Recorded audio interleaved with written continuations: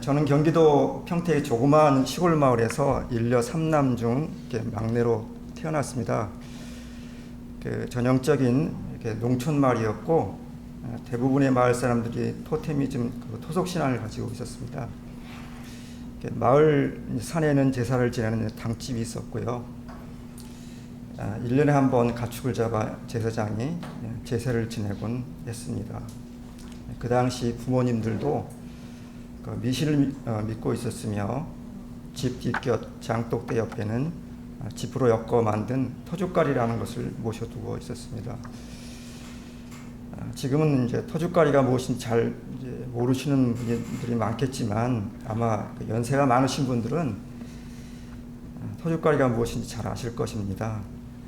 아버지께서 1년에 한 번씩 새 짚으로 엮어서 다시 새 짚으로 새 것으로 이렇게 만들어 놓으신 것을 제가 늘 보았습니다.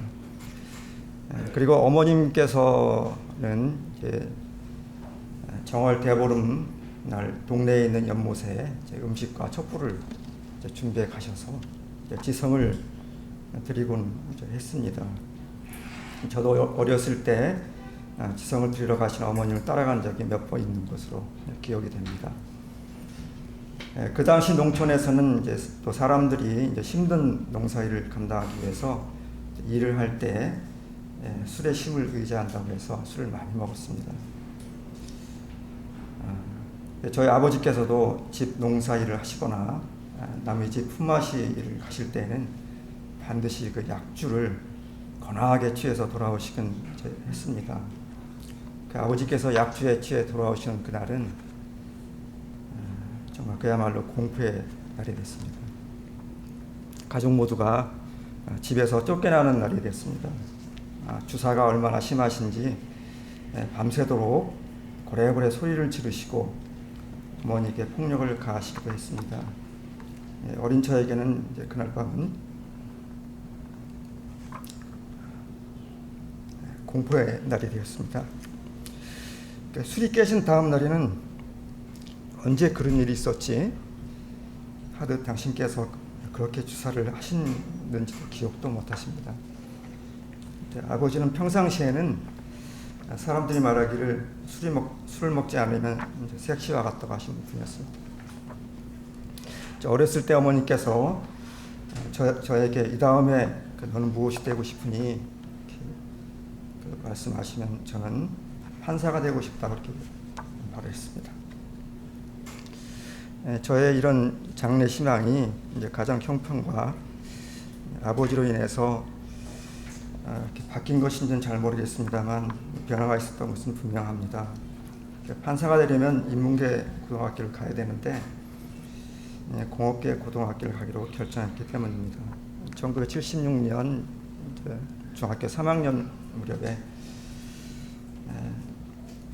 그 당시 국가에서 설립한 공업계 고등학교가 전국에서 2개가 있었는데 부산기계공업고등학교와 전북기계공업고등학교 학교가 있었습니다. 전북기계공고는 신설학교로서 전국에 있는 중학교를 대상으로 모집을 하고 있었는데 제가 다니는 중학교까지 모집 요건이 오게 돼서 담임 선생님께서 저에게 너 그 학교에 가보지 않겠느냐 제안을 하시면서 그 학교는 국립이라 모든 비용을 국가에서 보조하기 때문에 돈이 들지 않고 기술도 배우고 공부를 할 수 있다고 하시는 말씀에 이렇게 지원하게 됐습니다. 그 당시 우리나라는 신흥공업국으로서 급격히 공업화가 진행되었고 공업 위주로 경제개발 계획이 국가 주도로 진행되던 시기였습니다. 그래서 공업에 종사하는 사람들을 일컬어 조국 근대화의 기술하는 명칭까지 부여했습니다. 대부분의 농촌 가정들이 가난했던 것처럼 저희 가정도 가난했으므로 기술을 배워 돈을 벌어야겠다는 생각과 아버지가 술만 드시면 집안을 공포의 분위기로 만드는 것이 얼마나 싫었는지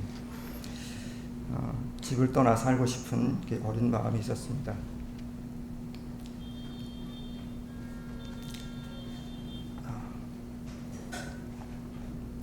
이렇게 해서 이제 공부를 가기로 결정을 했고, 부모님께서도 저의 결정을 존중해 주셨습니다. 제가 다니던 중학교에서 저 혼자만 가게 되었고, 난생 처음 집을 떠나가는 일이라 두려움과 걱정이 앞섰지만 어쨌든 이제 가게 됐습니다. 이제 학교 소재지가 지금은 이제 전라북도 익산시로 이제 바뀌었지만, 그때 당시는 전라북도 이리시였습니다. 1977년 폭약을 싣고 가던 기차가 이리역에서 정차하던 중 발생한 폭발 사고를 기억하시는 분들이 아마 계실 것입니다. 이리역과 학교와의 거리가 이제 2km가 넘게 떨어져 있었는데도 불구하고 그 폭발력과 그 폭발음은 참으로 대단했습니다. 그 기억이 지금도 이제 생생합니다. 학교의 교육과정은 70%가 전공 실기 실습 위주였고 30%만이 학과 공부로 짜여져 있었습니다. 그리고 1, 2, 3학년 전교생의 수가 2,500명가량 되었는데 학교 근처에 자기 집이 있어 통학할 수 있는 몇몇 학생을 제외하고는 모든 학생이 의무적으로 기숙사 생활을 해야 했습니다. 학교 생활과 기숙사 생활은 지금의 학생들이 생각하는 그런 자유분방한 생활이 아니었습니다. 저는 군대 생활을 2번이나 했습니다. 고등학교 때와 진짜 군대 갔을 때입니다. 이 기숙사 생활은 그야말로 군대 생활이었습니다. 기숙사의 모든 생활 용어가 군대 용어였습니다. 그때 학교 교장이 투스타 해군 제독 출신이었습니다. 그리고 기숙사 사감 및 부감들이 전부 다 장교 출신들이었고요. 40여 년이 지난 지금도 교장 선생님 이름하고 사감 선생님 이름이 기억이 납니다. 지금도. 아침 6시에 이제 기상 나팔이 울리면 일제히 일어나서 침구를 정리하고 일조점에 참석합니다. 기숙사 마당에 열과 오를 맞춰 집합하고 인원 점검을 하고 군가를 부르며 구호를 하고 돌아와 청소와 세면을 하고 아침 먹으러 줄을 섭니다. 배식을 받아 8명이 앉는 자리가 찰 때까지 기다리고 있다가 자리가 차면 그 중에 마지막에 온 학생이 차렷 식사 개시 구령하면 감사해 먹겠습니다 하고 식사를 시작합니다. 또 식사가 끝나면 한 학생이 일어나서 차렷 식사 개시하면 감사해 먹었습니다 이렇게 하고 복창하고 일어납니다. 그리고 식기까지 깨끗이 닦아서 반납을 합니다. 식사 시간은 불과 5분에서 10분 정도였습니다. 왜냐하면 그 길지 않은 식사 시간에 2,500명이라는 학생이 식사를 마쳐야 하기 때문입니다. 아침 식사를 하고 오면 이제 학교 가기 위해서 이제 학과 출장 준비를 하고 방을 정리할 때 침구에 각을 잡고 물건들은 제자리에 정리되어 있어야 됩니다. 그렇지 않으면 하교 후에 난리가 납니다. 호실은 이제 학급별로 배정되기 때문에 한 층에 같이 있습니다. 이제 학교에 가기 위해 기숙사 앞에 열과 오를 맞춰서 이제 집합하고 인원 점검하고 소대장, 반장이 소대장입니다. 그 위에 이제 중대장이 있고 대대장이 있고 연대장이 있습니다. 연대는 학교 교련 시간에 이제 그런 것이었지만 특별히 우리는 기숙사 할 때 그 직제가 아주 정확하게 됐었습니다. 소대장의 인솔로서 구령에 맞춰서 발을 맞추고 군가를 부르면서 학교로 공부를 합니다. 점식사도 동일한 방법으로 하고 공부를 마치면 다시 열과 오를 맞춰서 소대장의 인솔로 군가를 부르며 기숙사로 돌아옵니다. 잠시 휴식을 취한 뒤 동일한 방법으로 저녁 식사를 한 후 오후 9시까지 식당에 전교생이 함께 모여서 자율학습을 합니다. 10시까지 이제 일석점호 준비를 이제 하고 10시가 되면 일석점호를 합니다. 그리고 지침 나팔이 울리면서 이제 지침에 들어가게 됩니다. 밤에는 또 순번을 정해서 2시간씩 불침번을 서야 했습니다. 그리고 2인 1조로 학교 외곽 초소에 2시간씩 경계 근무도 했습니다. 그런 대로 제가 이 생활을 잘 이렇게 적응해 나갔습니다. 그리고 주말인 토요일에는 그 내무사열이 있습니다. 내무사열이 이제 군대 갔다 오신 분들은 뭔지 잘 아실 겁니다. 청소를 이제 말끔히 하고 정리정돈을 하고 각 호실에 도열을 해서 이제 사감이 내무사열을 합니다. 거기에 이제 불합격을 하면 외출 외박을 금지당하게 됩니다. 이제 오후 시간에는 이제 자유 시간도 있었고 1박 2일로 외출 외박을 나가는 그런 경우도 있었지만 이틀 이내로 이제 집에 다녀올 수 있는 근거리에 있는 근거리에 집이 있는 그런 학생들만 국한된 그런 외박이었죠.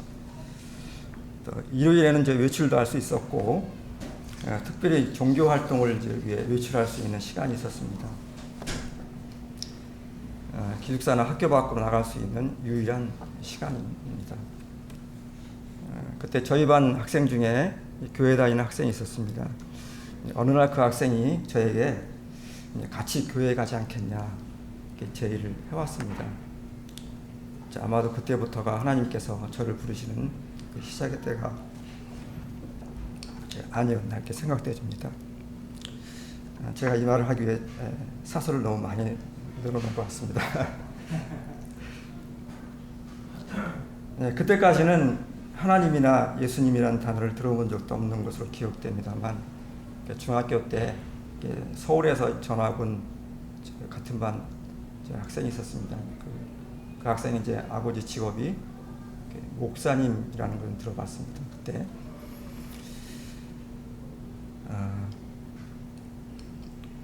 그래서 그 친구가 이제 교회에 가자는 말이 그리 싫지는 이제 않았던 것은 이제 기억됩니다. 보통 일요일이면 휴식도 하지만 청소를 하거나 밀린 빨래를 하거나 또 작업에 이제 동원될 때도 있었습니다. 그래서 이제 그래 친구 따라 한번 교회에 가보자 이렇게 하고 이렇게 따라 나갔습니다. 이제 그야말로 이제 한 번 정도 나간 것 같습니다. 그때 교회에서 이제 들은 말 중에 다른 것은 몰라도 모든 사람들이 죄인이라는 말이었습니다. 그래서 저는 참 이상하게 생각했습니다. 교회에서 왜 사람들을 죄인이라고 하지? 아니 도둑질을 하거나 살인을 하거나 강도질을 하거나 사기를 치거나 그래야 죄인이 되는 것 아닌가? 나는 그런 죄인이 될 만한 행위를 한 적이 없는데 왜 나한테 죄인이라고 하지? 지금 생각해보니 그때 제가 가지고 있었던 죄에 대한 개념의 한계가 아니었나 생각됩니다. 아마도 그래서 제가 교회에 나가지 않게 된 것 같습니다. 그때. 그런데 이제 고등학교 3년 동안 이제 본가에서 아주 큰 일이 일어나고 있었습니다. 이제 고등학교를 졸업하고 이제 본가에 돌아와 나중에 이제 어머니로부터 자세히 들은 말씀인데 그 미신과 무당을 찾으셨던 부모님들께서 기독교에 나가시게 되었고 예수님을 믿게 되었다는 것이었습니다. 이제 고등학교 3년 동안 이제 부모님과 멀리 떨어져서 학교를 다니고 있었기 때문에 이제 부모님의 사정을 잘 알 수가 없었습니다. 그 어머니 말씀으로는 아버지가 원인 모르게 자꾸 아프셔서 농사일도 잘 못하시고 시름시름 아프셨답니다. 그때만 해도 농촌에서는 병원에 찾아가는 것은 참 어려운 시기였습니다. 그래서 하는 방법이 용하다는 무당을 들여다가 구술하는 것이었는데 비용도 만만치가 않았습니다. 그래서 어머니가 이제 구탈 비용을 어렵게 마련해서 용하다는 무당을 들여다가 구술하니까 아버지의 병이 낫더랍니다. 그래서 어머니는 구술하니까 병이 낫는구나 확신을 하고 잘 지내고 계셨는데 얼마 지나지 않아서 몇 개월 정도 지나지 않아서 아버지가 똑같이 또 처음과 같이 몸이 또 시름시름 또 아프시더랍니다. 그래서 어머니는 구술 다시 하면 아버지의 병이 낫겠지 생각하고 또 어렵게 비용을 마련해서 같은 무당을 불러다가 굿을 이제 하니까 또 아버지 병이 또 깨끗이 낫더랍니다. 그래서 어머니는 이제 한시름 놓으시고 또 잘 지내고 계셨는데 또 얼마가 지나지 않아 아버지가 또다시 처음처럼 몸이 또 시름시름 또 아프시더랍니다. 그래서 어머니가 아니 무슨 병이 구슬했는데 병이 또 재발해? 이제는 은근히 화가 나더랍니다. 그렇지만 어쩌겠습니까? 아버지는 저렇게 시름시름 아프시고 농사일도 제대로 못하시는데 이렇게 생각하시고 화가 나지만 참으시고 이번에 한 번 더 해보자 마음 모시고 다시 어렵게 비용을 마련해 구슬하니까 또 병이 낫더랍니다. 그러면 그렇지 하며 한시름 놓으시고 다시 잘 지내고 계시는데 아니 이게 웬일입니까? 얼마 지나지 않아 또 아버지가 또다시 시름시름 아프시더랍니다. 그래서 너무나도 화가 나서 어머니가 무당을 찾아가 항의를 하시니까 무당이 하는 말 정성이 부족해서 그러니 굿을 또 해야 한다고 하더랍니다. 어머니는 그 말을 듣고 분을 삼키고 돌아오시면서 아니 굿하는 비용이 얼만데 3번을 하고 또 하라고 해? 이러다간 세간이 거덜나겠네 하면서 큰 걱정을 하시고 지내고 계셨는데 어느 날 교회라는 곳에서 전도를 나왔다고 하더랍니다. 그 교회는 저희 집으로부터 2km 남짓 떨어진 연 소재지에 있는 기독교 대한 나사렛 선결회 신복교회라는 교회였습니다. 그 신복교회는 지금도 그 자리에 있습니다. 전도자들이 말하기를 사람들이 하나님을 모르고 죄를 지으며 살고 있는데 그러다가 죽으면 지옥 갑니다. 하나님께서 그런 죄인들을 구원하시려고 하나님의 아들이신 예수님을 보내주셔서 죄인들이 받아야 할 죄의 대가인 죽음의 형벌을 십자가에 달려 피 흘려 죽으심으로 대신 갚아주셨습니다. 이 복음을 듣고 자신의 죄를 깨닫고 회개하며 예수님을 주님과 구원자로 믿는 자에게 하나님께서 값없이 은혜로 구원해 주십니다. 이렇게 하나님의 아들이신 예수님 믿으면 병도 낫고 구원도 받습니다. 라고 말하더랍니다. 어머니는 정말 지푸라기로 잡고 싶은 심정이었겠죠. 어머니는 그 복음의 다른 여러 말보다는 예수님을 믿으면 병이 낫는다는 말에 더 이렇게 믿음이 갔던 것으로 보여집니다. 그래서 어머니는 여러 날 이렇게 고민을 하시다가 아버지에게 슬며시 교회에 다니는 사람들이 와서 말하는데 예수님 믿으면 병이 낫는다는데 우리도 교회에 한번 나가보는 게 어떻겠어요? 하니까 아버지께서도 오랜 동안 병마에 시달리고 무당에 속았다는 생각이 드셨는지 그럼 그렇게 한번 해볼까 하시더랍니다. 그래서 어머니는 그날 지체하지 아니하시고 교회 사람들에게 연락을 해서 목사님을 모셔다가 예배를 드리고 집안에 있던 모든 부적들과 우상인 터줏가리를 모두 불태웠답니다.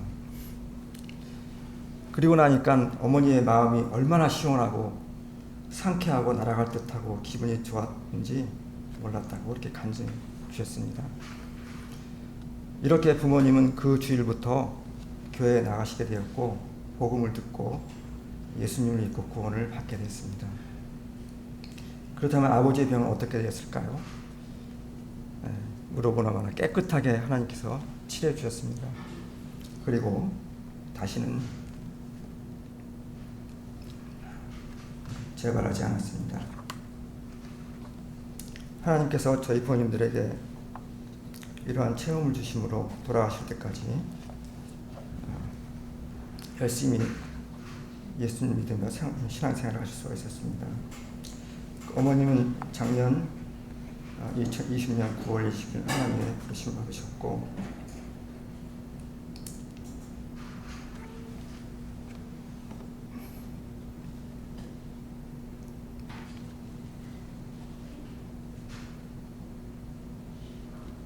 아버지는 올해 2021년 1월 20일 하나님의 부르심을 받았습니다.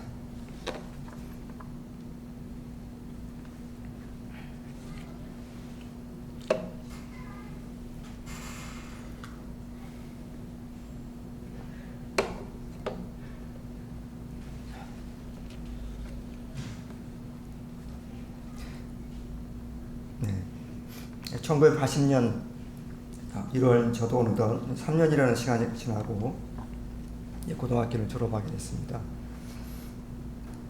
저희 반 친구들이 약 90%가 이제 취업을 나갔는데 저는 그냥 집으로 이렇게 돌아오게 됐습니다. 1년을 쉬고 우여곡절 끝에 1981년 3월 전문대학을 가게 됐습니다. 학교를 다니면서 곰곰이 생각하게 되었는데, 하나님은 계실까? 이 모든 세상에 정말 우연히 저절로 생겨났을까?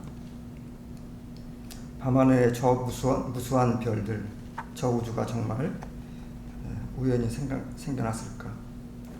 과연 사람이 아메바로부터 시작해서 진화해 원숭이가 되었고 원숭이가 사람으로 진화했을까?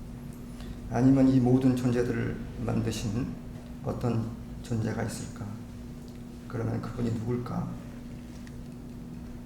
이러한 의문이 있었지만 제 생각은 이 모든 것을 만드신 분이 계실 거라는 생각으로 기울게 됐습니다. 그리고 부모님께서도 하나님과 예수님을 믿으며 교회에 다니시는 것을 보면서 나도 이제 교회에 다니겠다는 그런 생각이 어느 날 문득 들었습니다.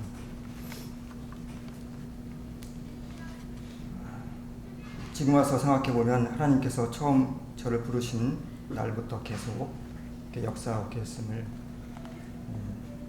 알 수가 있었습니다. 그래서 저도 지체하지 않고 부모님에게 저도 이제 부모님 따라 이제 교회에 다니겠습니다 이렇게 말씀드렸더니 부모님께서 얼마나 기뻐하셨는지 모릅니다. 그때부터 저의 이제 교회 생활이 이제 시작됐습니다. 기록된 성경 말씀과 목사님의 그 설교 말씀과 또 그리스도의 복음을 통해 창조주 하나님과 죄인들을 구원하시는 사랑과 은혜와 구원의 하나님을 알고 믿게 됐습니다. 저를 만드시고 생명을 주셔서 이 세상에 보내주신 하나님을 알지 못한 채 살며 오히려 공중의 권세 잡은 자 마귀를 따라 걸으며 육신의 욕망을 이루기 위해 각종 죄를 지으며 살아가는 죄인 저를 불쌍히 여기고 구원해 주시기 위해 사랑과 은혜의 하나님 아버지께서 자신의 아들이시며 영원한 하나님이신 예수님을 육신을 입고 세상에 보내주셔서 죄가 없으신 예수님께서 죄인 저를 대신해 십자가에 달려 피 흘려 죽으심으로 저희 죄값을 치러주시고 담당해 주신 주님의 그 계속의 은혜를 믿으며 예수님을 주님과 구원자임을 저희 죄를 회개하며 믿게 됐습니다. 요한복음 3장 16절과 17절 말씀이 참으로 제게 은혜가 됐습니다. 하나님이 세상을 이처럼 사랑하사 독생자를 주셨으니 이는 그를 믿는 자마다 멸망하지 않고 영생을 얻게 하려 하심이라. 하나님이 그 아들을 세상에 보내신 것은 세상을 심판하려 하심이 아니요 그로 말미암아 세상이 구원을 받게 하려 하심이라. 아멘. 이제는 제가 주 예수 그리스도의 구속의 은혜로 말미암아서 구원받은 자로서 성령님의 인도하심과 주 예수 그리스도의 발자취를 따라 걸으며 하나님의 말씀을 사랑하고 하나님의 뜻대로 살 수 있는 새로운 창조물로 만들어주신 하나님을 찬송하게 되었습니다. 그 후 대학을 졸업하고 1985년 10월 군대를 전역하면서 수원에 있는 중소기업에 취업을 하게 되었고 그때부터 수원에 살게 됐습니다. 그리고 이제 교회는 누나가 이제 그때 수원에 살았습니다. 그래서 이제 누나가 다니는 이제 교회를 다니게 됐습니다. 그래서 수원에서 이름만 들으면 큰 이제 감리교회를 이제 누나와 같이 이제 다니게 됐습니다. 그래서 얼마 안 있다가 누나와 지금 아내의 이모 이제 두 분의 소개로 아내를 만나게 됐습니다. 그래서 1989년 10월 이제 아내와 이제 10월 3일 이제 아내와 결혼을 하고 제가 다니는 감리교회에 같이 제 아내하고 이렇게 교회 생활을 같이 했습니다. 저 아내 모두 교회 집사로서 섬기며 열심히 신앙생활을 하고 있었습니다. 이제 그 후 1995년경 제 믿음의 전환점이 생겼습니다. 이제 아시는 분들도 계시겠지만 그때 성경 이슈가 한창 있었던 때가 있었습니다. 그로 인해서 한 형제님을 만나게 됐습니다. 그 형제님도 그 전까지 장로교회에서 교회 기둥 같은 집사로서 신앙생활을 하고 있었다고 했습니다. 하나님께서 그 여러 성경 기록자들을 성령님으로 감동케 하시고 하나님의 말씀을 기록해 하심으로 최초의 원문을 주시고 또한 오랜 시간 동안 다수 사본들을 보존해 주심으로 우리가 지금 보고 읽을 수 있는 완전한 성경을 주셨음을 알게 됐지만 그 형제님과의 계속된 교제를 통하여 더욱 특별한 것은 하나님의 교회의 진리를 이제 그때 알게 됐다는 것입니다. 하나님의 말씀에 기록됐듯이 오직 성령이 너에게 임하시면 너희가 권능을 받고 예루살렘과 온 유대와 사마리아와 땅끝까지 이르러 내 증인이 되리라 하시니라 하신 사도행전의 말씀에 있듯이 교회가 예루살렘으로부터 초대교회가 시작된 지 불과 200년이 지나지 않아서 그때부터 교회가 변질되기 시작했다고 알게 됐습니다. 그때부터 벌써 성직자와 평신도의 구분이 생기게 됐고 각종 성직 계급이 생겨나고 또한 이교회 관습이 교회에 혼합되는 일이 벌어졌고 하나님 말씀보다 사람의 가르침이 더 중요시되는 그러한 일이 벌어지고 있을 때 여기에 저항해서 처음에 교회가 시작된 대로 하나님의 말씀을 지키며 순수한 교회의 모습을 지키고 왕가의 제사장들이며 형제 자매들로서 또 모든 구원받은 자가 거룩한 희생물을 드리는 하나님의 제사장으로서 복음을 전하며 교회를 세우는 무리가 계속해서 있었다 이렇게 다른 것을 이렇게 또 알게 됐습니다. 이 무리들은 그 로마 캐톨릭으로부터 여러 분파들의 이름으로 불렸으며 수세기 동안 철저한 박해로 인해서 멸절되기 이르렀지만 지금도 살아서 순수한 하나님의 말씀을 지키며 교회를 세우는 무리가 있는데 그들을 통칭해서 형제단이라 불리거나 제7례 교도들이라 불리기도 했다고 합니다. 오늘날에 있어서는 브레들린 또 세칭 형제교회로 불리기도 합니다. 그리고 제가 몸담았던 개신교회가 로마 캐톨릭으로부터 조금 이렇게 개혁되어 갈라져 나온 그러한 교회라는 것도 그때 알게 됐습니다. 그때 그 형제님은 그 형제교회 몇몇 형제님들과도 교제를 하고 있었던 걸로 알고 있습니다. 그리고 그 형제교회 분들은 아니지만 그 형제님과 교제하던 다른 분들이 있었는데 목요일 저녁에 주님의 만찬 모임이 따로 있었습니다. 저도 그때부터 이제 주님의 만찬 모임에 참석하게 되었고 교회 진리에 대한 확신을 더 갖게 됐습니다. 초대교회 때부터 경배 모임이 주님의 만찬을 중심으로 모든 믿는 이가 거룩한 희생물을 드리는 제사장으로 참여하며 인간 지도자의 인도가 아니라 성령님의 인도로 감사의 기도를 드리는 자가 있고 찬송시를 제안하는 자가 있어 함께 찬송을 부르고 절정에 이르러서는 주님의 몸과 피를 상징하는 떡과 잔을 나누며 우리의 죄를 대신해 십자가 달려 몸이 찢기시고 보배로운 피를 흘려주신 그 주님의 죽으심을 기억하고 그 하나님 그 주님의 그 크신 사랑과 은혜를 기억하며 하늘에 계신 아버지께 또 주님께 또 감사의 경배를 드리게 되었다는 것을 알게 됐습니다. 이렇게 몇 년을 그 형제님과 계속 교제를 하고 있을 때 1998년 말쯤에 그 형제님께서 우리 교회를 한번 새롭게 시작해 보지 않겠습니까? 하고 이렇게 제안을 하셨습니다. 그래서 저도 흔쾌히 그러자고 대답하고 1999년 1월 첫 주일날부터 그 형제님의 집에서 그 형제님과 형제님의 자매님, 저 그렇게 이렇게 셋이서 이렇게 모임을 시작하게 됐습니다. 이렇게 모임을 시작하기 전날 밤 저희 자매에게 눈물에 장문의 편지를 써서 제가 왜 개신교회를 떠나게 되고 새롭게 교회를 시작하게 됐는지 말하고 그때부터 자매와 1년 정도를 따로 교회를 나가게 됐습니다. 1년 정도가 지난 후 자매가 저를 이제 따라오게 됐지만 그렇게 제 교회 생활, 새로운 교회 생활이 시작됐습니다. 이제 3번 채플이라는 이름으로 교회를 시작한 후 형제와 자매들이 이제 더해졌고 2006년경 그 형제님과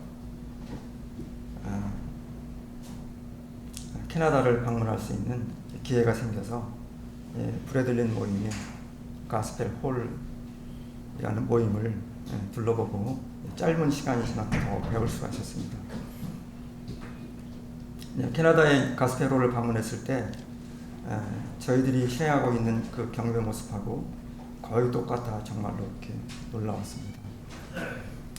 경배 모임 위에 형제들 모임, 성경 읽기 모임 등에 여러 가지 질문을 하고 배우고 돌아와 계속 교회를 세워나갔습니다. 그 2010년경 그 형제님께서 국내에 있는 형제 모임을 더 자세히 알아보시기 위해 그 인도자직을 사임하시고 교회를 이제 떠나게 됐습니다. 그렇지만 저는 계속해서 형제들과 계속 교회를 이제 세워나가고 있었습니다. 그 후 저도 2018년경 교회를 형제들에게 맡기고 산모교회를 떠나게 됐습니다. 그래서 다른 형제들과 이제 수원에서 이제 모임을 시작했는데 모임이 잘 되지 않았습니다. 그래서 몇 년 모임을 유지하다가 정리를 하고 이렇게 서수지 모임까지 오게 됐습니다.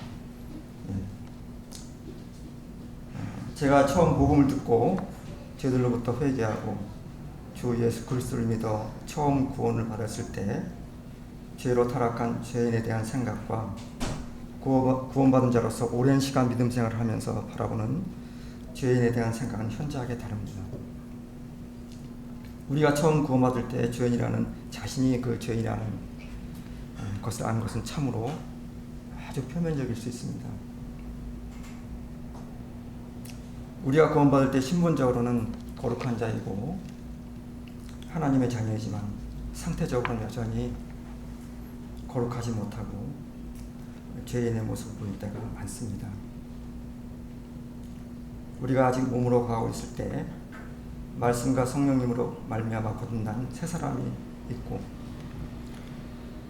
죄로 인해 타락한 옛 사람이 있기 때문일 것입니다.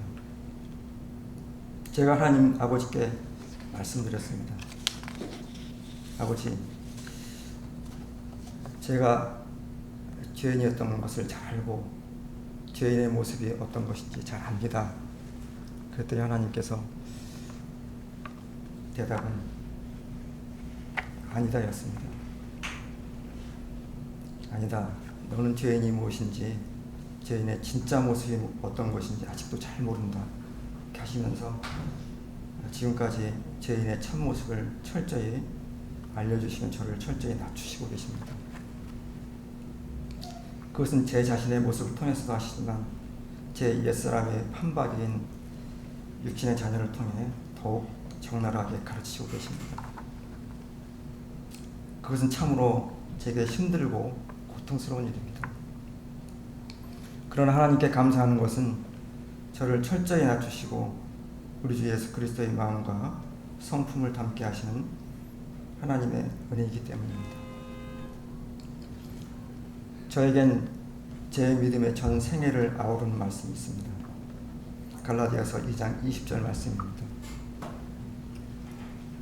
우리 모두 이 말씀을 잘 아시겠지만 이 말씀을 직역하면 이렇습니다. 나는 그리스도와 함께 십자가에 못 박혀 있습니다. 그럼에도 불구하고 나는 살아 있습니다. 그러나 내가 아닙니다. 그리스도께서 내 안에서 사시는 것입니다. 그리고 나는 지금 내가 육체 안에서 사는 삶을 나를 사랑하사 나를 위해 자신을 주신 하나님의 아들의 믿음으로 말미암아 사는 것입니다. 아멘. 많은 번역본들이 내가 그리스도와 함께 십자가에 못 박혀 있다는 이 구절을 과거에 한 번 있었던 과거 완료형으로 번역했습니다만 한 번역본만이 십자가에 계속 달려있는 현재형으로 기록하고 있습니다. 어느 역본이 맞느냐 틀리냐를 논하기 전에 우리는 우리의 옛사람을 날마다 십자가에 못 박아 죽음으로 처리하지 않으면 안 된다는 사실을 거듭난 성도들은 금방 알아차릴 것입니다. 그렇지 않으면 새 사람이 믿음으로 성장하지 못합니다. 사도 바울께서도 고백했듯이 나는 날마다 죽노라 한 것을 기억하실 것입니다. 우리의 옛사람은 십자가에 못 박혀 있으면서도 고래고래 소리를 지릅니다. 나를 십자가에서 내려달라고, 내 마음대로 살게 내버려 두라고 말입니다. 또 많은 번역본들이 하나님의 아들의 믿음으로 말미암아 산다는 구절을 하나님의 아들을 믿는 믿음 안에 사는 것이라고 번역했습니다만 한 역본만이 하나님의 아들의 믿음으로 산다고 번역했습니다. 성경에는 하나님의 아들을 믿는 믿음과 하나님의 아들의 믿음으로 된 구절이 있습니다. 우리가 구원받을 때 하나님의 아들이신 예수 그리스도를 믿음으로 구원을 받지만 믿음 생활을 하면서 우리의 믿음이 얼마나 연약한지를 곧 알아차리게 됩니다. 우리의 생각은 하루에도 12번씩 왔다 갔다 합니다. 우리의 믿음 또한 얼마나 잘 넘어지는지요. 성령 충만한 삶이란 하나님의 아들이신 예수님의 믿음으로 산다는 것과 동일할 수 있습니다.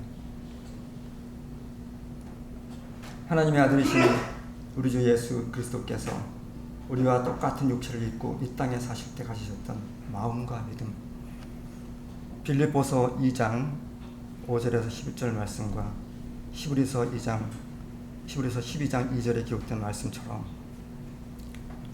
우리 주님이 아버지와 말씀을 신뢰하고 어떠한 고난과 수치와 멸시 가운데서도 흔들리지 않고 하나님 아버지와 말씀에 순종하셨던 믿음, 죽기까지 순종하셨던 그 믿음, 흔들리지 않고 십자가의 길을 걸어가셨던 그 믿음,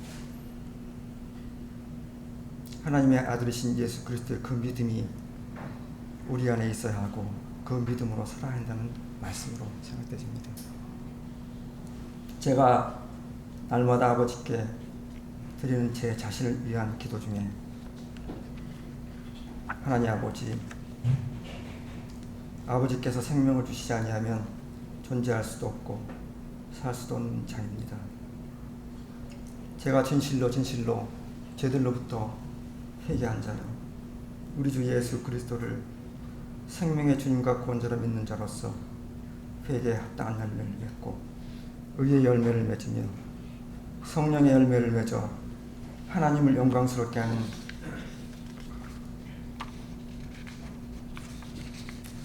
참된 하나님의 자녀로 살도록 성령님을 충만케 하시고 충만케 하옵소서. 날마다 육신의 자아를 십자가에 못 박아 죽음으로 처리하고 새 사람이 믿음으로 성장하도록 해주십시오. 날마다 자기를 부인하고 자기 십자가를 지고 주님을 따르며 온유하고 겸손하신 주님의 멍에를 주님과 함께 메고 주님께 온전히 배워서 주님의 참된 안식이 제 안에 늘 있게 해 주옵소서. 그래서 우리 주 예수 그리스도의 마음과 성품을 담게 해 주옵소서. 또한 아버지께서 독생하신 아들이신 예수님을 죄인들을 위해 십자가에 화해 헌물로 내어주신 지극히 크신 아버지의 사랑과 은혜를 온전히 알게 해주시고, 우리 주님 예수 그리스도께서 자신의 몸을 죄인들을 위해 십자가에 내어주신 지극히 크신 주님의 사랑과 은혜를 더욱 깊이 알게 해 주옵소서. 그래서 하나님을 사랑하되 마음을 다하고 혼을 다하고 힘을 다하고 생각을 다하여 하나님을 사랑하고 이웃을 자신의 몸같이 사랑하게 하여 주옵소서. 또한 아버지의 말씀의 빛을 비춰주셔서 하나님의 말씀을 읽거나 들을 때에 성령님 친히 가르쳐 주셔서 말씀을 올바르게 깨닫고 바르게 순종할 수 있게 주옵소서. 또한 하나님의 말씀이 제 마음판에 견고히 새겨져 말씀으로 믿음이 더욱 성장해 그리스도의 장성한 분량에 이르게 하심으로 좌로나 우로나 치우치지 않고 하나님의 말씀을 따르고 어떤 환난과 고난 가운데서도 우리 주 예수 그리스도의 전함을 굳게 붙드는 믿음의 승리를 주옵소서. 아멘.